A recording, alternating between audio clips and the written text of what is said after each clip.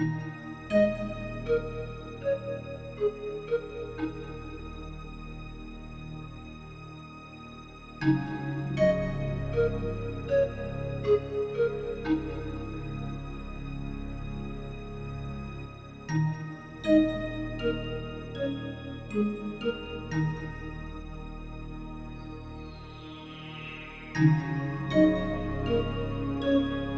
nasci em Juiz de Fora, 12 de abril de 49.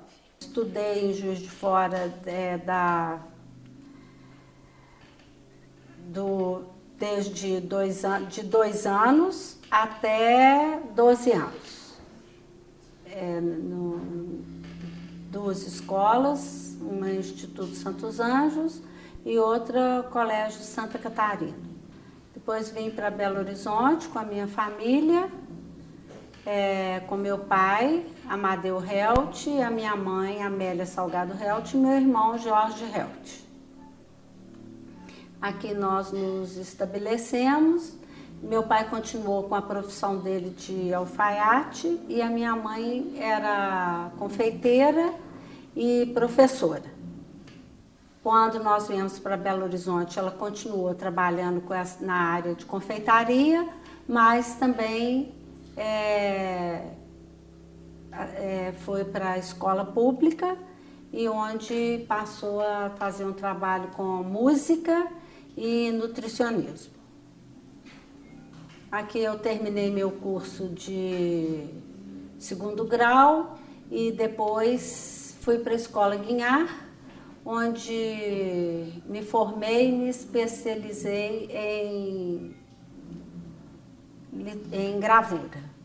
Estudei com Amilcar de Castro, Lotz Lobo e Antônio Grosso, do Rio de Janeiro, que foram pessoas importantíssimas para me dar segmento naquilo que eu queria, que era artes plásticas. Sempre tive uma ligação muito grande com artes, porque a minha família toda gostava de arte. A família da minha mãe é uma família de músicos, pianistas, violão, cavaquinho.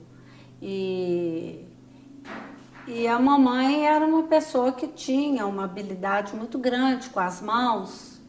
Dentro da área dela, né, de trabalho, que era confeitaria, ela tinha uma habilidade muito grande com as mãos, fazia muitas coisas interessantes dentro da confeitaria.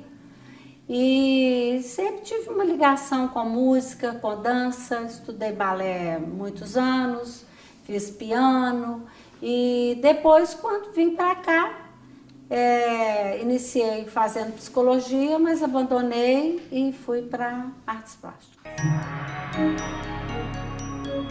O que me chamou para a Escola Guinhar, na verdade, foi o meu irmão, o Jorge, que é mais novo que eu, mas ele entrou para a Escola Guinhar numa época em que o vestibular que você fazia lá, as provas que você fazia, você não precisava de ter 2º grau. Então ele entrou ainda bem novinho mesmo, ele entrou acho que com 15 para 16 anos. E aí eu fui ficando muito interessada pelas atitudes dele, pelas coisas que ele falava da escola. Eu acho que ele me influenciou de uma certa forma para me interessar em conhecer a escola. Os amigos também, que aí eu passei a frequentar os amigos, né, dele e fiquei extremamente interessada. E aí na época que eu entrei para a escola já tinha o vestibular. Já tinha as provas de uma dissertação, uma prova de desenho de observação e uma prova de desenho de criação. E você já tinha que ter o 2º grau completo. Alguns foram alunos do Guinhar, a Sara Ávila, foi aluna de Guinhar, Amilcar de Castro, que foi o Guinhar foi um grande mestre e uma pessoa importantíssima na vida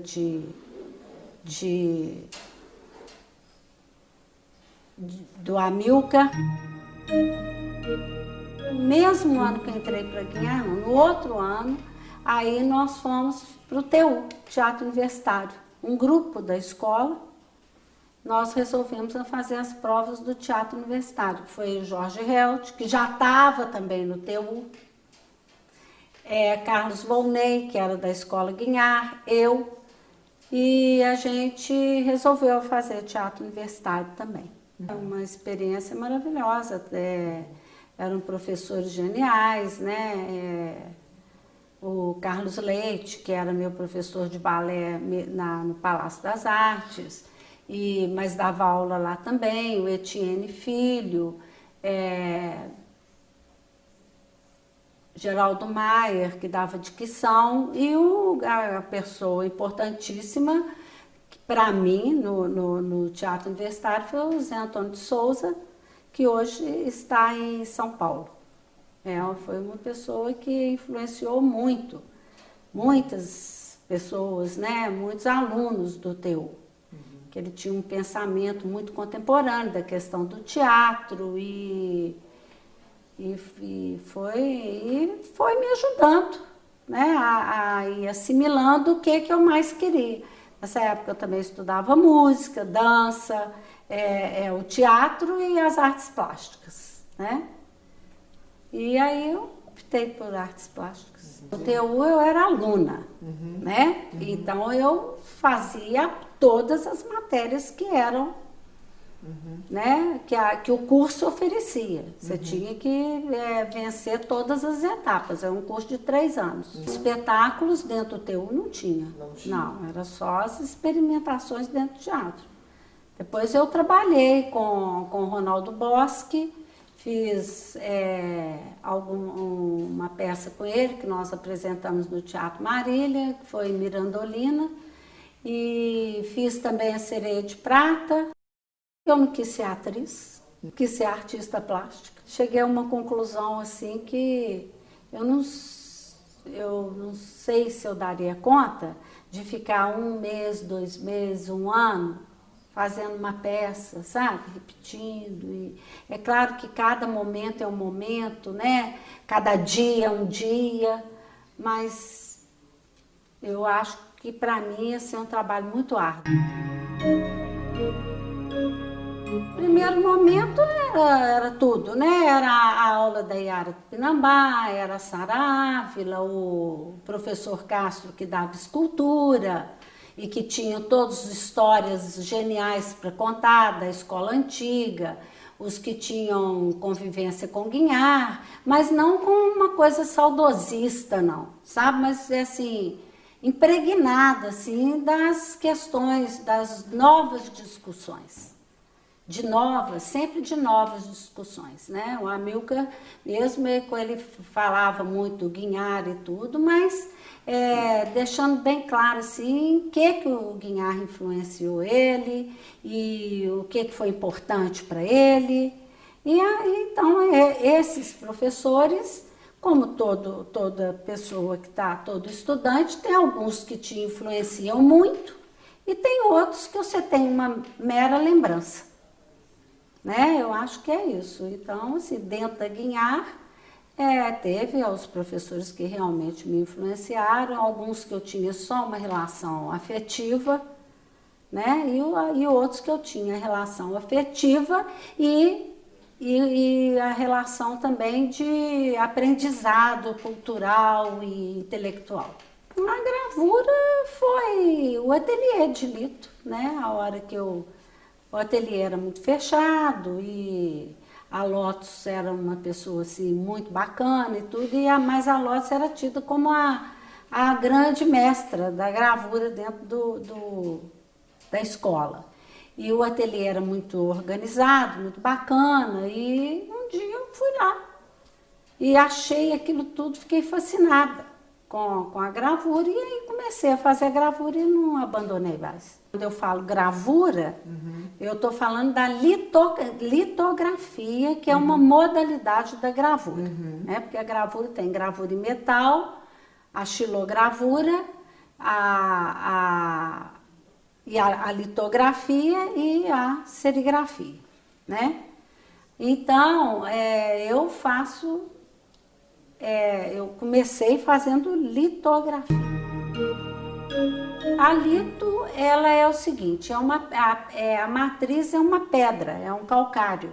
E esse calcário, ele não tem no Brasil, tá? Ele é originário da Alemanha, alguns vêm tem também jazidas na Itália, na Espanha, mas as melhores pedras são da Alemanha. E hoje, eles não trabalham mais essa pedra do jeito que eles faziam, recortavam grossas, né, para poder fazer a gravura. Então, o que se tem de pedra litográfica são de ateliês antigos, né? Então, tem pedra aí que eu acho que sei lá, veio de... Eu tenho pedra que vieram da União Industrial de Barra Mansa, eu tenho pedra que veio de impressora de Santos Dumont, de Juiz de Fora, entendeu? Porque a litografia, quando ela foi descoberta, foi um processo, né, que um cara lá, um alemão, Senefelder, ele estava interessado em arranjar uma forma de imprimir os textos dele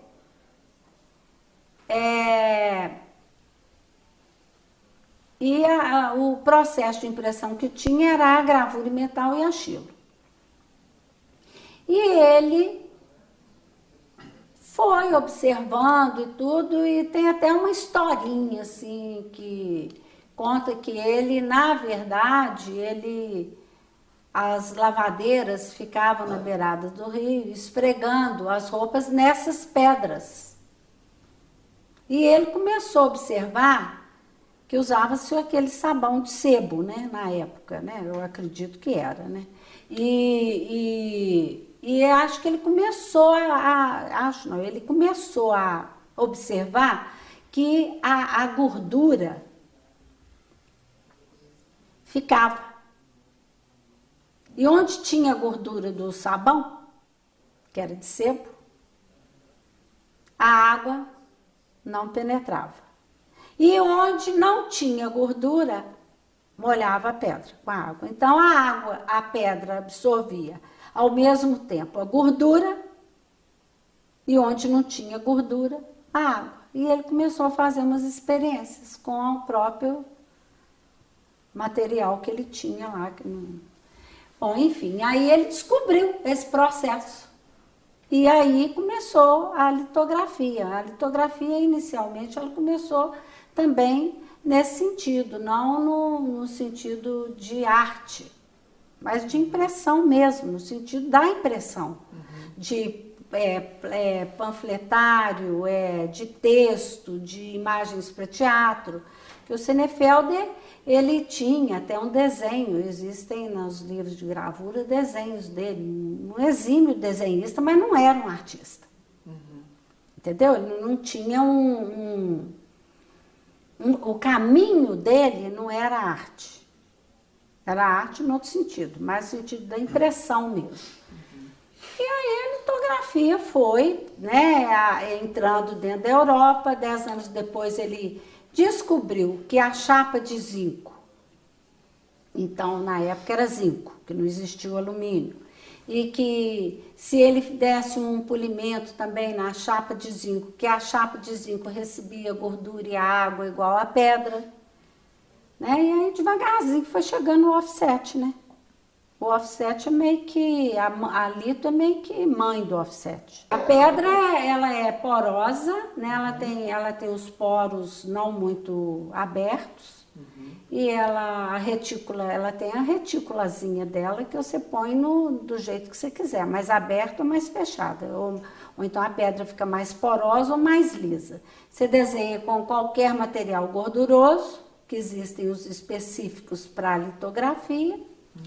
Depois você passa por um processo de acidulações com gomas e ácidos nítrico, fosfórico, que aí é uma cozinha mais complexa, e depois leva para a prensa para imprimir. A gravura, basicamente, ela é impressa sobre papel, mas você pode imprimir sobre o que você quiser. Eu, atualmente, imprimo sobre vários materiais, né? Mas a gravura, a gravura tradicional, ela é sobre papel. Você tem que entintar a matriz.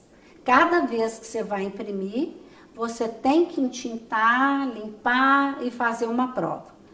Aí, de novo, limpa, entinta e faz outra prova. Por isso que a gravura, ela é múltiplo. Ela é múltipla. Você pode imprimir tantas quanto você quiser, mas cada uma é uma.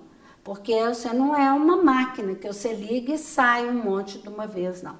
Cada uma é uma. Por isso que ela é assinada e numerada. As primeiras experiências depois que eu saí da escola foram junto com a Lotus Lobo, que me convidou para trabalhar no ateliê dela. Então a gente tinha um grupo, nós alugamos uma casa e é ali que eu comecei a desenvolver mesmo o meu trabalho como gravadora. E ali a gente era um ateliê, a gente não imprimia para fora, os artistas iam e frequentavam e pagavam uma mensalidade, mas os responsáveis pelo ateliê era a Lotus, eu, Marina Nazaré e Jorge Helt, que é meu irmão.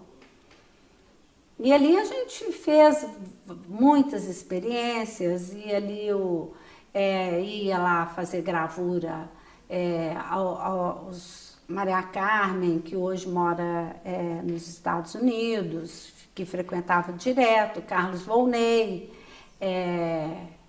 Paulo Henrique Amaral, eu, Lotus, né? E a gente tinha o impressor, tinham as pessoas que granitavam as pedras, e recebia, às vezes, alguns artistas, quando vinham para dar algum curso de verão na Escola Guignard. Nessa época eu ainda era aluna da Guignard. 77, eu ainda frequentava algumas matérias da escola. E aí, às vezes vinham, por exemplo, Antônio Grosso, que era também um gravador e que depois foi meu orientador durante muito tempo, que era do Rio, mas me orientou durante uns 3, 4 anos com novas técnicas de gravura, muito bacana, me ajudou também muito. E era esse o ateliê que era a casa litográfica. E ela sobreviveu 3 anos e meio, e aí a Lotus fechou. Como o material litográfico era todo dela, fechou o ateliê, cada um foi para o seu cantinho. Mas a Lotus me convidou para continuar com ela. Mas aí eu cheguei à conclusão que eu tinha que ter meu ateliê, que tinha que batalhar para isso. Nessa época eu já era casada com Allen, e aí nós resolvemos a batalhar, ver se arranjava esse material litográfico, que é um material difícil às vezes de achar. E aí liguei para o Antônio Grosso falou: Thaís, eu sei de uma pessoa que está vendendo um ateliê, a Vera Mindley. Aí a Vera Mindley já tinha até participado de júri em que eu mandei trabalho, sabe? De salão. E aí eu comprei a prensa, umas pedras, ela me deu rolo e eu montei meu ateliê pequenininho na garagem da minha casa, que era na rua Santa Catarina. Uma casinha que a gente tinha comprado, e nós restauramos essa casinha toda, que era da família que era dos tios do Allen, e ele comprou essa casinha, e ali na garagem eu fiz meu ateliê. E ali continuei desenvolvendo, fazendo a minha pesquisa, e depois saí da escola e dei aula na escola. Um tempo, fui convidada para trabalhar no curso livre, na época que o Amilcar era diretor. Depois que ele saiu, eu saí também da escola, em 81, 82.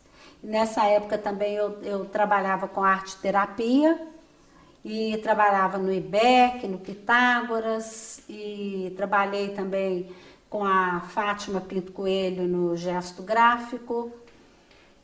E aí eu abandonei as aulas, todas, e fui me dedicar um pouco ao meu ateliê, às minhas coisas pessoais. Depois a Marina Nazaré, que tinha sido companheira da gente na casa litográfica, estava com um projeto para ser desenvolvido, que era Elibras. E eles queriam que a gente fizesse um álbum de gravura. Aí a Marina falou, mas quem sabe a gente não abre um ateliê, uma oficina de gravura.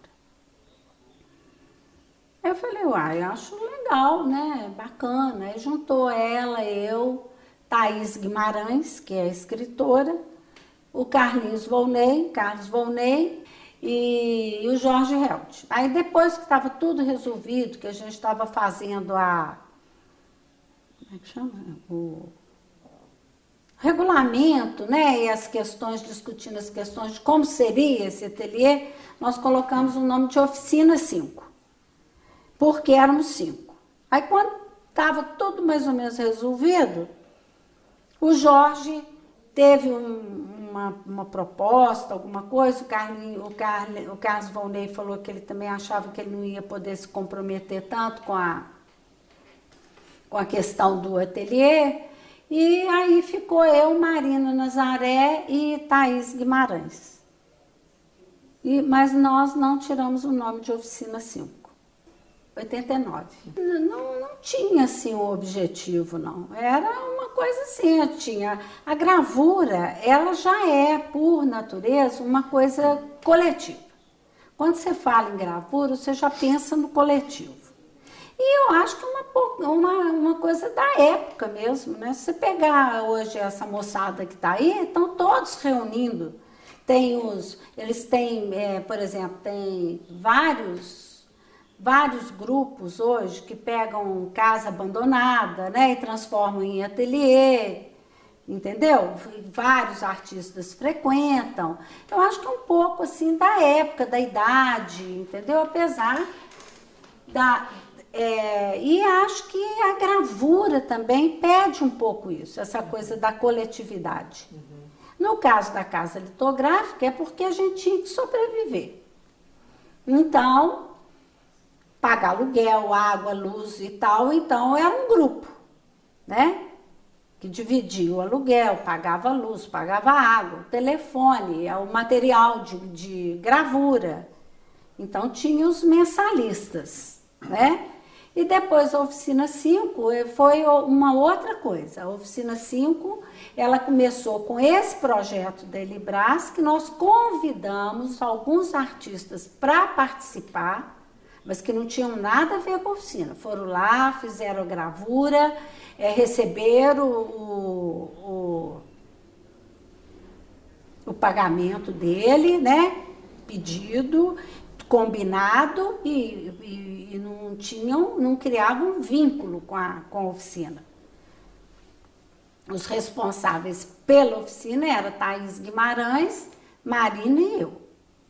Então, a Oficina 5, ela sobreviveu muito de projetos, sabe? Assim, então, por exemplo, tinha projeto da prefeitura, igual nós fizemos um livro de poetas mineiros e ilustrados por artistas mineiros. Então, aí a gente convidava o artista.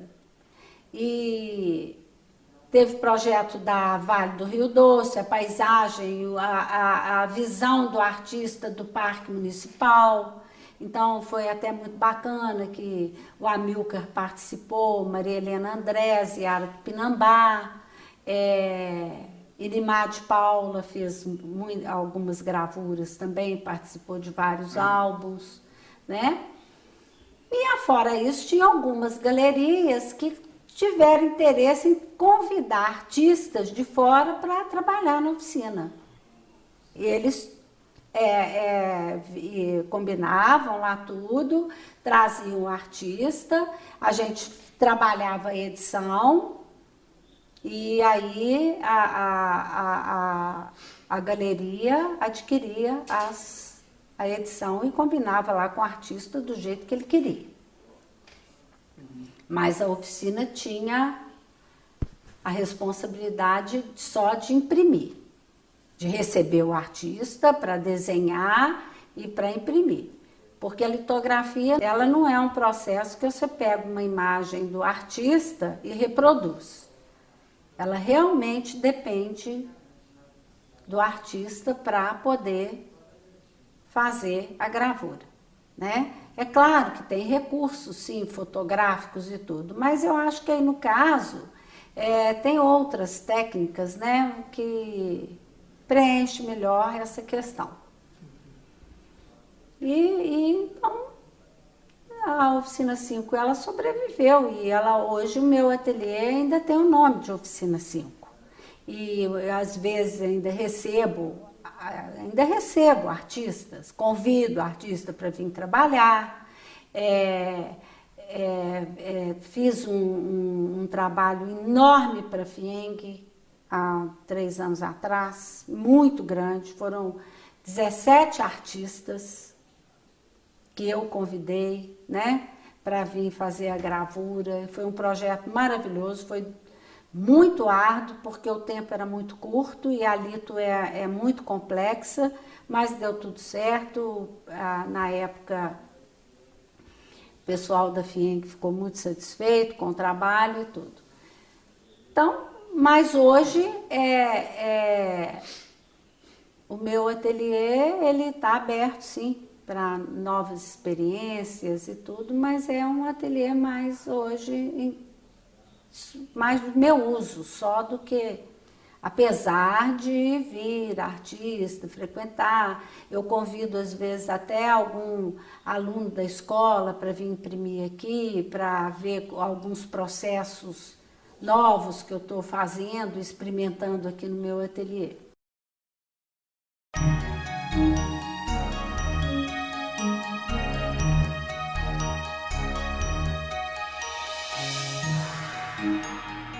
Sempre tive consciência dessas questões todas, mas sempre tive muita liberdade, sabe? Tinha consciência dessa questão toda política, mas o meu caminho era outro. Né? Tinha alguns que se enveredaram por essa questão política e tal, mas claro que a gente participou, eu participei de muitas coisas nessa época, mas nada assim efetivo, assim, né?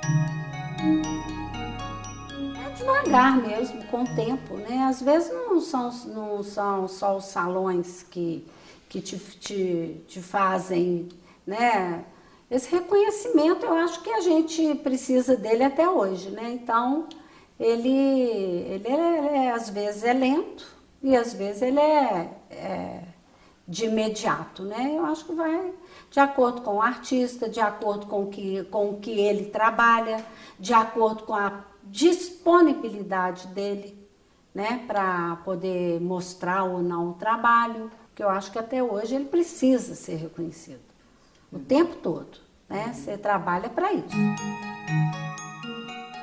Sempre dei aula, né? Eu dei aula, comecei numa escola na Pampulha, e trabalhei lá durante, que era até de uma colega minha da Escola Guinhar, da Merilane Amaral, que hoje é ceramista, e ela me convidou para dar aula lá na escola dela, no Les Enfants. Eu fiquei lá durante 4 anos, mas eu dava aula para o curso primário, 3º ano, que era a turma, o ano que eu gostava de trabalhar, que era mais difícil, mas e aí eu introduzi milhões de coisas, trabalhei muito bacana com os alunos nessa época. Mas ela também fez uma escolinha de arte lá para mim. Então, eu ficava 2, 3 vezes por semana, eu ficava na Pampulha até 7, 8 horas da noite, que eu tinha a turma de escolinha de arte lá. E foi ótimo também.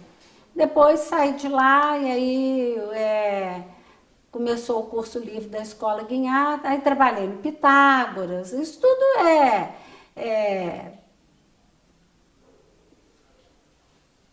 fui convidada, fui chamada para trabalhar no Pitágoras, com Bartolomeu Campos.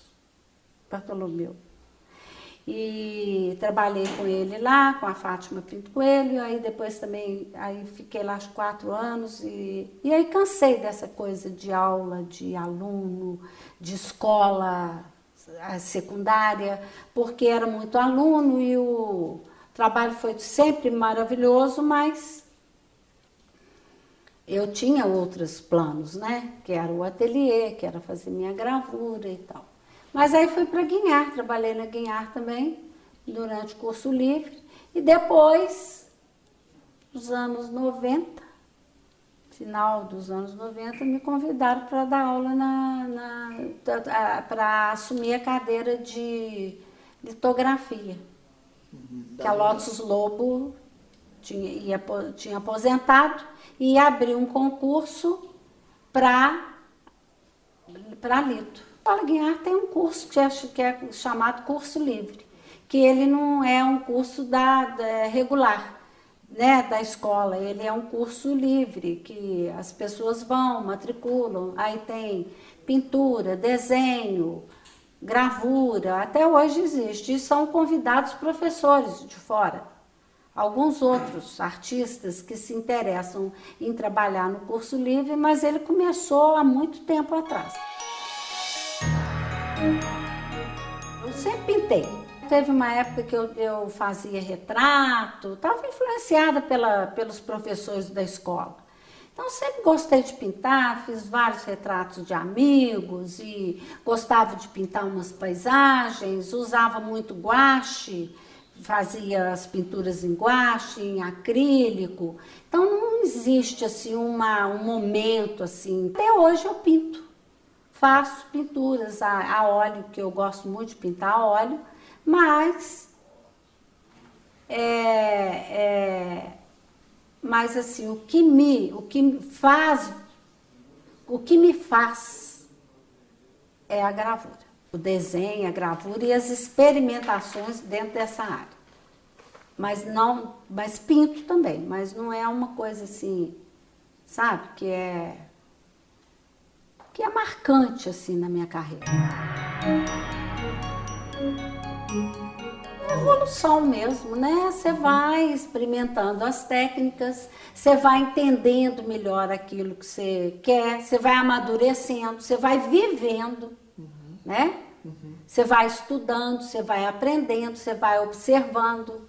A sua percepção vai ficando aguçada mais para uma coisa do que para outra, né? Você vai conversando com as pessoas, é isso que eu te falei, você vai estudando, você vai se estruturando.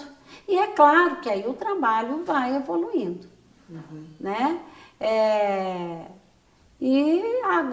Eu trabalhei com imagens muito soltas, gravuras coloridíssimas, que eram quase pinturas, né, gravuras de 8, 9 cores, paisagens e tal, mais abstratas. E hoje cheguei num momento que eu estou trabalhando com a questão dos objetos, que eu fui armazenando ao longo dos anos. Coisas que eu fui ganhando, que eu fui guardando da minha família, da família do Allen, que é o meu marido. E aí fui armazenando isso. Tive influência do Amilcar, assim, né? Influência, assim, de uma pessoa firme, corajosa, que acredita no trabalho dele, né? E então eu aprendi com ele isso, né? Você tem que ser firme e verdadeiro. Às vezes faço gravuras enormes de 3 metros, 3,5 metros, e vou trabalhando elas com desenho, com colagem, com técnicas fotográficas, né, processo digital, e vou trabalhando. Mas a impressão da pedra, a impressão sempre está presente. A minha forma é mais orgânica mesmo. Eu não acho que é ovalada, ela é orgânica. E essa forma sempre me acompanhou. Você vê gravuras minhas mais antigas, mesmo essas que eu estou falando da paisagem, o traço, ele é sempre mais, sabe, arredondado mesmo, mais orgânico. Ele não é uma coisa assim. A costura, eu acho que ela está presente também, né? Eu gosto da costura. Minha primeira exposição individual lá no Rio, na Macunaíma, eu fiz as gravuras todas, foi a primeira experiência diferente que eu fiz.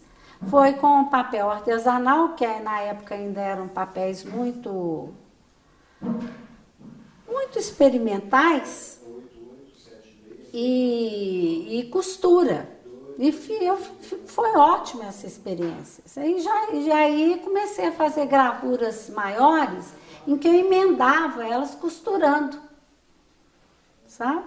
E talvez a costura tenha a ver um pouco com a relação com meu pai, né? Que eu tinha um fascínio de ver meu pai costurando. Que ele não era um mero alfaiate, sabe? Ele era um costureiro.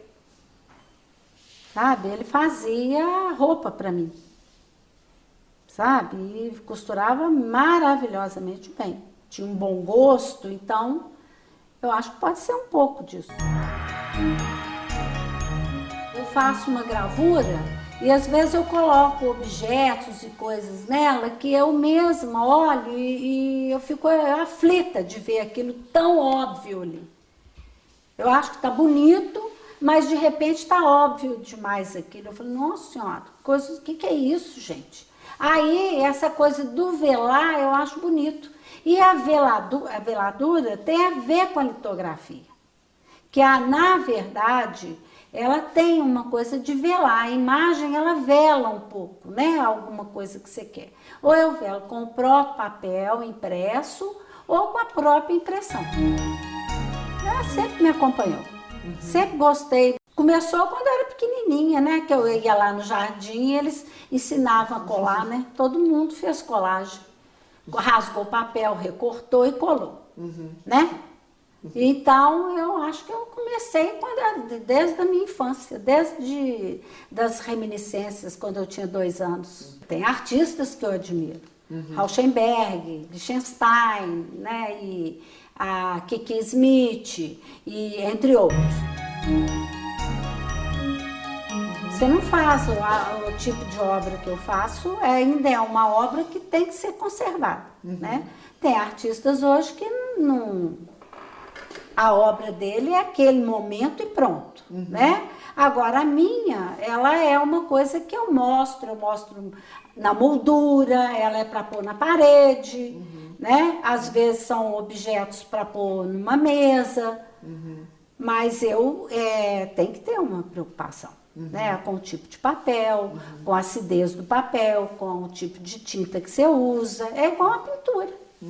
Se puser dependendo da tinta que você usa até hoje, na pintura é uma tinta que se ficar muito exposta à luz, as cores somem, desaparecem. Se fizer uma pintura num suporte canalha, é claro que a pintura vai acabar. Né? Então essa coisa da conservação, eu acho que vai de acordo com o artista, porque hoje existem artistas que é só o momento ali, né? Tem artista que leva lá o objeto, quebra ele inteiro lá e pronto, acabou. É aquilo ali. É um momento ali e pronto. Agora o meu trabalho não. Claro que tem uns que, quando você está no início da carreira, que você aceita, aí você bate com a mão na cabeça e fala, ai meu Deus, para que eu aceitei? Né? Não, porque às vezes é uma coisa que não vale a pena, que o público não é um público bacana, que a leitura da pessoa que está propondo a exposição não é boa, mas isso é muito, muito difícil. Mas comigo não aconteceu muito, mas acontece. Né? Já aconteceu, hoje não acontece mais. A exposição que eu considero assim, que eu tenho uma lembrança muito bacana dela, foi a minha primeira individual, que foi no Rio, a Macunaíma. As outras foram consequência, né? A galeria convida, aí você expõe, né? Você trabalha como se você estivesse fazendo a sua primeira individual. Eu sou mais quieta, né? E de vez em quando vem e acontece uma coisa bacana. Mas eu não exponho muito, né? Mas trabalho. Os momentos importantes, que foi o Tamarindo, né? O convite para ir para o Tamarindo, o livro da Brasília em Arte, essa exposição, a gravura brasileira no século XX, que daqui de Minas foram convidados só eu, Amilcar e Lotz Lopo. Eu não acredito nessa coisa de inspiração, não. Eu acho que é uma coisa assim que vem da sua evolução, né? Que você vai aprimorando, você vai pesquisando, você faz um curso ali, estuda isso, faz, né?